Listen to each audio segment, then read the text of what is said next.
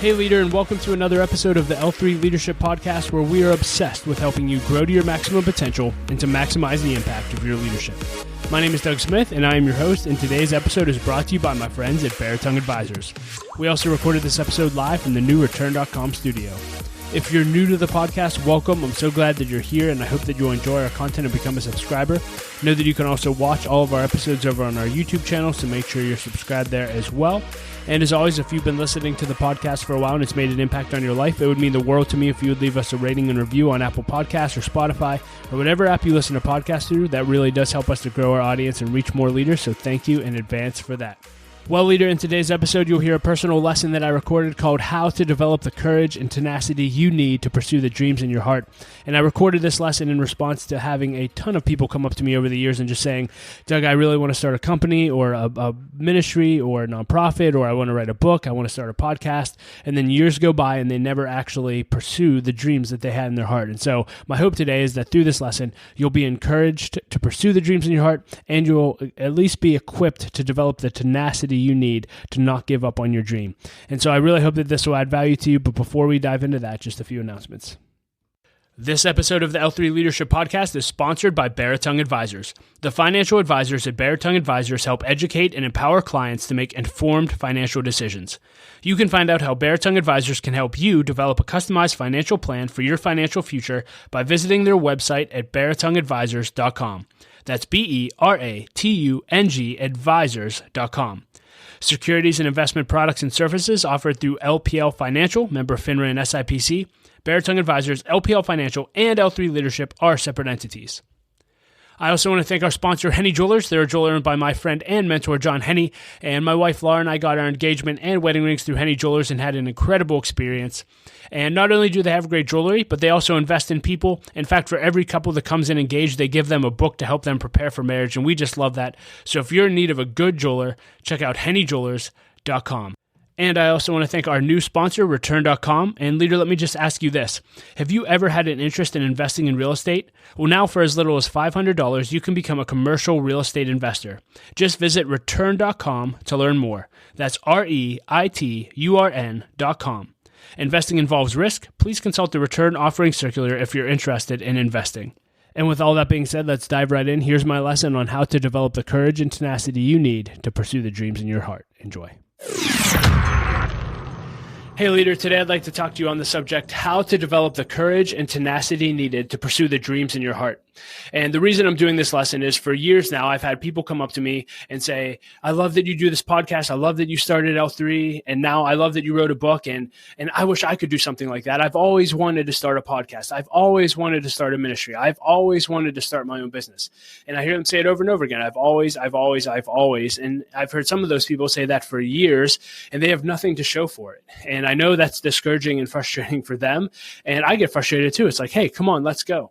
And so what I want to do in today's lesson is simply encourage you and hopefully equip you to, one, develop the courage necessary to actually launch and follow the dreams in your heart, but also, two, develop the tenacity that you're going to need to actually follow your dream through until it becomes whatever God wants it to become. And so I hope this lesson will be helpful for you. And I just want to start by just saying, I hope you realize that this is the one and only life that you get. You know, I share this quote often on the podcast, but it impacts me every time I say it or hear it. Mae West said this. She said, you only live once, but if you do it right, once is enough. If you do it right, once is enough. And here's what I know. Life is way too short for you not to dream big and go for it. Life is way too short for you not to pursue the dreams that God has put in your heart. You're only here for a few years. We only get a few breaths, so let's make the most of it. So how do we do that? Let's dive in. Number one, how do you develop the courage and tenacity needed to pursue your dream? Number one, when God puts something on your heart, do it. Or in the words of Nike, just do it, right? And so I believe that God has a purpose and a plan for your life. I believe he has dreams that he'll put in your heart, but that's going to require a relationship with him. You're going to need to spend time with him. And so, you know, I say this all the time, but I truly do believe that you could live 1,000 lives living out your own plans that you have for your life, and it would never compare to the one life and the one adventure that God has for you. And that's why it's so important to seek him. Following God and following his plan for your life is the most exciting life adventure you could ever possibly live. And so you have to have a relationship with him. What does that look like? Number one, you need to spend time with him in prayer. You need to spend time with him in worship and in the word. You need to be led by the Spirit. I really encourage you to journal, go to church. But as you grow in your relationship with God, he'll start to reveal to you, giftings and talents that are in you that you never knew were there. That's one thing I love about God. There's so much in you that God wants to draw out, and that it can only be drawn out as you walk with him. And as those giftings and talents start to come out, all of a sudden you start to develop dreams in your heart. And I believe a lot of times those dreams are God-given. And so when God starts to give you a dream, I want to encourage you, do it. Right? The ultimate, what the dream may look like in the end, 50 years from now. Yeah, it's not going to look like that in the beginning. But the important part is if you feel like God has prompted you and put a dream in your heart, to actually start taking steps for that. Well, how do you do that? Number two, you need to look for opportunities and be willing to do it afraid. You need to be willing to look for opportunities and be willing to do it afraid. So again, if you feel like God has started, put something on your heart to do, look for opportunities. A few examples I'll use in my life. For me, starting the podcast, right? When I was young, when I was 18 years old and first started listening to John Maxwell's content, I had a dream that one day I wanted to be like John. I wanted to be an author. I wanted to be a leadership speaker. I didn't know what that would look like though, but that was the dream that I had in my heart. And so all of a sudden, my youth pastor, who was my mentor, Larry Betancourt, he would start bringing in business leaders to speak to us when we were interning at his church. And he would say, hey, if you heard John speak today and you really connected with John, you should ask John to coffee and ask him to mentor you. And he would do that every month. And so as an intern, as an 18-year-old kid, I started asking these leaders out on a monthly basis. And I would ask them to mentor me. I would come prepared with questions. And it was amazing. I was getting mentored by masters on a monthly basis. Well, after about 10 years of doing that, I realized that all of my peers started coming to me and saying, wow, Doug, I can't believe you get to spend time with all these awesome leaders. I wish I could. To which I would always respond, well, have you ever asked? And 99% of the time, they had never asked. They never took advantage of potential opportunities. But I saw that as an opportunity, and I thought, what if I actually started recording my conversations with leaders and started putting that on a podcast so that not only will my conversations benefit me, but they'll benefit anyone who would listen to it. It was an opportunity. I didn't know that it would lead to the podcast being what it is today or all these other opportunities and doors that it's opened up. I just saw an opportunity that was in line with the dream that God put in my heart. And I just said, I'm going to do this. And let me encourage you, in the beginning, it wasn't very good. Like I bought Laura actually bought me a $50 recorder on Amazon. And I literally, I didn't know who I would interview. The first person I asked was my father-in-law. He said yes. And we sat down on a couch. I put the recorder in the middle of the table and just started recording my conversation with him. Like it was as easy as that. But it was an opportunity that I saw and I had to take action. Again, the steps that you're required to actually start making steps towards your dream are seemingly small in the beginning, but they're not small in the large scheme of things. Take those small steps, look for opportunities, and be willing to do it afraid. It took courage for me to put the podcast out there. Well, what if nobody listens? What if people think I'm dumb? What if people think it's stupid that I have a leadership podcast? I'm only, however old I was when I started, maybe 25. I have no credibility, but I just said, hey, I feel like this is something I'm supposed to do in my heart. I'm going to do it afraid. And I put it out there. The same thing happened with starting L3 Leadership. I felt, after a few years, I was doing the podcast and I started getting around this organization in Pittsburgh called the Pittsburgh Leadership Foundation. And they have this whole vision, and I don't have time to tell the story, from a man named Reed Carpenter. And the vision is to make Pittsburgh as famous for God as it was for steel, or in today's world, you could say the Steelers. But it was to make Pittsburgh famous for God. And I felt drawn to that vision. So did Laura. And so I spent an hour and a half on the phone with the leader of that movement. His name is Reed Carpenter. I'm going to be having him on the podcast shortly. I'm really excited for you to hear that. But I spent an hour and a half on the phone with Reed. And I said, Reed, I essentially want to do for my generation what you did for your generation by building leaders. What do I need to do? And he said, Doug, just simply start gathering leaders and see what the Holy Spirit does. It was as simple as that. Just gather leaders and see what the Holy Spirit does. And I was scared. I was like, okay, I feel like I'm supposed to do this. I feel like I'm supposed to start gathering leaders, but I'm scared. What if nobody shows up, et cetera? Well, Laura, Thank God I have an awesome wife. Laura actually created a Facebook event and said, it was called Learning to Lead at the time. She said, Learning to Lead Vision Night. Doug is launching this organization. Come join us on Mount Washington for a night of vision and prayer. And I was scared to death, and I was sweating the whole time, even going to this meeting. I didn't want to go. Anyway, I get there, and I think we had 15 people come out total, and I cast vision, and I basically just said, hey, all I know is I'm supposed to start gathering and connecting and developing leaders. And if we do that on a consistent basis, I believe we can help change Pittsburgh. And ultimately, I think we can help change the world. And again, that was just one opportunity that I had to take a step in the right direction toward pursuing the dreams in my heart. Little did I know that would turn into all the things that I'll talk about in a bit and all that L3 leadership is today. But here's what I want you to know. If you don't start today, you'll never get started. And so look for opportunities to take steps and do it afraid. And here's what I also want you to know. It doesn't have to be your full-time job. You don't have to leave everything to start that. Now, there may be cases where you do, but for me, I'm still doing L3 leadership part-time on the side. And as of this season in my life, I don't feel released to do that full-time. It's something I've always done on the side, but again, I've been doing it since 2012. So for almost 11 years, I've been pursuing one of the dreams in my heart through a side gig or a side hustle. So again, I just encourage you, it doesn't have to be full-time, be willing to start. And let me just also say this, timing matters, but it also doesn't. Timing matters, but it also doesn't. Now, I shared it. If you listen to the last episode of the podcast, I shared that when I wrote my book, timing mattered, and it actually took me 20 years. And I think it was important that it took me 20 years to write my first book. But in a lot of cases, I would tell you when it comes to pursuing your dream, timing doesn't matter nearly as much as you think it does. What do I mean by that? Well, I've talked to so many people who said, well, one day I'm going to do this. One day I'm going to start a podcast. One day I'm going to start a company. One day. And all of a sudden, 10 to 20 years are gone, and they've done nothing to pursue the dreams in their heart. Timing matters, yes, but more often than not, I found that God just wants you to act on the small steps, the small opportunities that he places right in front of you. And that's what he'll use to start doing great things in and through your life. So look for opportunities and be willing to do it afraid. The third thing I would tell you to develop courage is don't despise small beginnings. Don't despise small beginnings.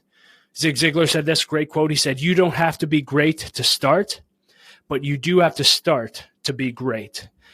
And something that encouraged me very, very greatly was I remember John Maxwell just talking about his leadership journey. And he said, let me encourage you. He said, in the beginning, you won't be very good.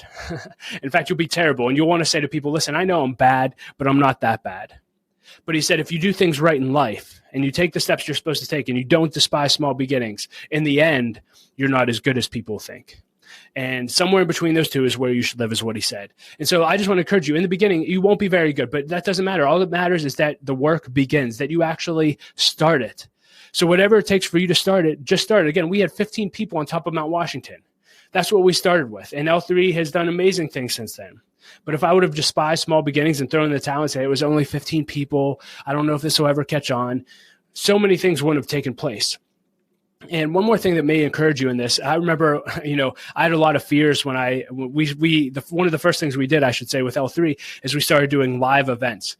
And we had a live leadership breakfast every month. And I remember I was scared to death. I was meeting with my friend Paul, and I said, I was talking to him about the dream of L3. And I said, well, what if I have these events and nobody shows up? What if nobody cares? What if it doesn't make a difference? And he just said something so simple to me, but it was so helpful. He said, Doug, some will, some won't. So what? Some will, some won't. So what? And he said, hey, some people will come and it'll be great. Some people won't come. That's okay. So what? Just do what you're supposed to do. So I don't know if that encouraged you. It was that quote from my friend Paul that actually was a catalyst for me just saying, all right, I'm all in. Let's go. Don't despise the day of small beginnings. Also, I would tell you, when you begin, number 4, always try to get better. Always try to get better. I say this all the time, but growth equals happiness. If you want to be happy for the rest of your life in any area of your life, commit to growth in that area. If you show me a growing person, I'll show you a happy person. If you show me a happy marriage, I'll show you a growing marriage. If you show me a happy organization, I'll show you a growing organization. Growth equals happiness. And so just always try to get better. And one thing I love about the podcast, when you start, I've been doing the podcast now for 12 years. And some of my favorite compliments from people on the podcast are, hey, I loved when I started listening to your podcast. I was in the 300s episodes, but I went back and I listened to the first 50 episodes. And to see how far you've come as far as quality of audio, how I was as an interviewer, how I've grown, they just say it blows me away and it's inspiring. And for me to know that all the growth that I put in and day out, trying to get better with a podcast, trying to get better with live events, trying to get better at speaking, all of that hard work pays off. So when you start something, just focus on getting better every day. Get better every day. And so that's my advice to you when it comes to developing the courage to pursue the dreams in your heart. You also will need to develop tenacity to not give up on the dreams in your heart. And so here's a few thoughts on that have been helpful for me over the years, and I hope you'll find value in them too. Number one is you have to find value in your obedience, not in your numbers. Find your value in your obedience, not in your numbers. And if this hits home with you, I did an entire podcast episode not too long ago on how you should measure success in your life. And I really want to encourage you to go back and listen to that, because there's a lot of hard work that needs done in this area if you're going to develop the tenacity to continue. But don't find your value in obedience, not numbers. What do I mean by that? Well, all you should find value in is, am I obeying what I believe God put in my heart? Or am I pursuing the dreams in my heart? Don't worry about everything else. And don't worry about what it looks like. When I started the podcast, do you know it took me 4 years before I had 1,000 downloads within a 1 month period? 4 years where I had barely any traction at all. And now we're reaching thousands and thousands and thousands of leaders every month, which is amazing. But had I given up and found my value in only having a few hundred downloads a month, I would have thrown in the towel and never seen the growth that has taken place since that time. There's a video I watch all the time. I really encourage you. I'll put it in the show notes as well. It's a video by Gary Vaynerchuk, and it's called 1 is Greater Than 0. And the whole premise of the video is basically, hey, one view, one download, one person showing up to an event is better than 0. And so many times we get so focused on the numbers, but do you realize that he said it in the video? He said, if you create a YouTube video or a podcast and it only has 89 listens, it may be only 89 listens, but all it takes is one person, and it has to be the right person, but one person to listen to that, and it could change everything for you. He specifically uses an example of, hey, it could be an editor or a director at CNN, and all of a sudden they give you a break because they were so impacted by that. So I would tell you that you never know who you're reaching. If you're reaching one person, do you know how significant that is? If you're reaching 50 people a month, do you know how significant it is that you're having an impact in someone's life and potentially changing their life forever? That's absolutely huge. And you never know who's listening. You never know who's attending. You never know who is going to be a part of your organization. You never know. So stop worrying about all the numbers.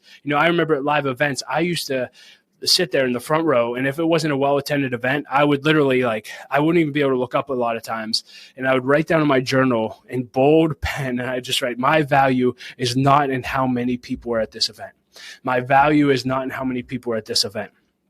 And I've gotten much better at this over the years, but for years I found way too much value in downloads, how many people are coming, et cetera. And you have to get over that. Find your value in just in the fact that you're doing what God told you to do and you're following the dreams in your heart.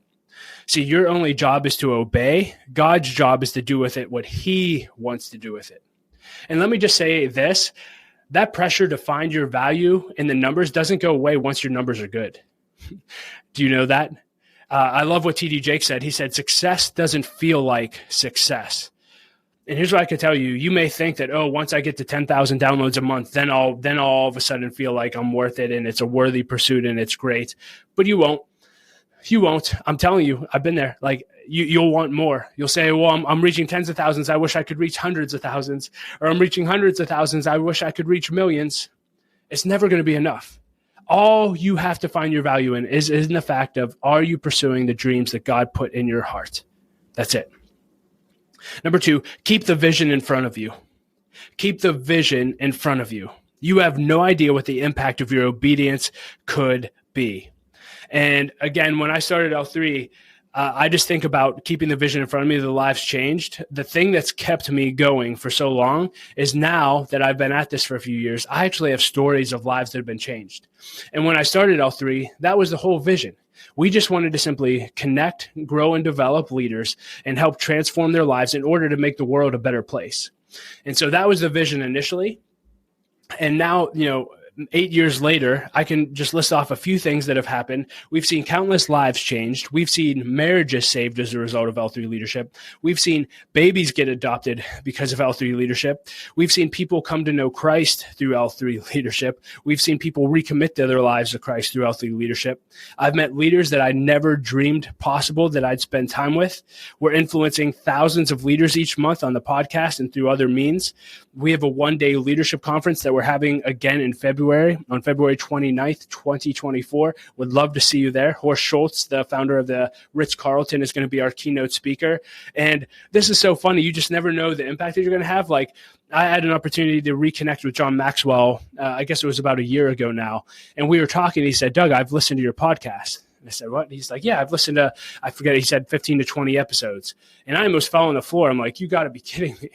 You got to be kidding me. But like, that happened because I was willing to obey God and follow part of the dream that he put in my heart. I didn't know that all of these things were happening. And so when there's times that I am tempted to give up and quit, I keep that in front of me because that's the vision. Hey, we've changed lives before. We can continue to change lives in the future. Who knows? There may be more people that get married as a result of L3 leadership or adopt babies or come to Christ. Keep the vision in front of you. And the vision for L3 has always been about people and transforming leaders' lives. So keep the vision in front of you. And lastly, don't quit unless you know you're supposed to. Don't quit unless you know you're supposed to. And I've probably seriously wanted to quit L3 leadership and throw in the towel at least 5 to 10 times over the course of the last 8 years. And can I tell you then that almost every time it was because L3 wasn't where I wanted it to be or where I thought it should be. Again, going back to finding my value in the wrong places. Oh, if we should just be reaching this much, or we should be bringing in this much revenue. And I've really had to learn to just measure, again, value in am I being obedient. And one thing that's really helped me is a principle that Dan Sullivan came up with called the gap and the gain. And he said, all too often, we tend to look at what we haven't done. We measure our progress and our success based on our goals and aspirations. So everything we want to do with L3 leadership. He said, anytime you measure against your aspirations, you're going to be disappointed because you're never going to feel like you're getting there or making enough progress. The only way, he said, we should ever measure progress is looking backward and measuring the progress that we've already made toward the goal. And when I do that, I always have a peace in my heart, and I'm always overwhelmed by how far we've come and how much progress that we've actually made in L3 leadership. And again, I go back to some of those things that I listed that have happened as a result of chasing the vision of L3 leadership. I just go back to some of those stories and just say, wow, I can't believe that happened, or I can't believe that happened. And it enables me to keep going. So learn how to measure that successfully. And again, on the not quitting side, you never know when something's going to take off. I was interviewing Scott Harrison on the podcast, the founder of Charity Water. I don't know, it was probably 100 episodes ago. And he shared something with me about Amazon. He said, do you know that Amazon, if you look at their stock value over time, that 93% of their value has come in the last 7 to 10 years? And so basically, you can't see this, but if you were to look on a thing, it looks like a hockey stick. So for 30 years, their value was here, and then all of a sudden it shot up, and 93% of the value that they're worth today happened in the last 10 years. And the reality is when you're pursuing the dreams that God put in your heart, you have no idea. God could do something tomorrow, and all of a sudden it changes everything for you, and your business looks completely different, and you start seeing all the results, all because you didn't give up. Your job is just to be faithful. Trust God with the results. And again, yes, always get better. Always do your best. But again, trust God and just be faithful with what he's put in his hand, and let him delightfully surprise you with what he can do in one day with what you're putting your hand to. And then lastly, remember who you're doing it for. Again, I shared this in the last episode, but I believe we're most equipped to reach the person you used to be.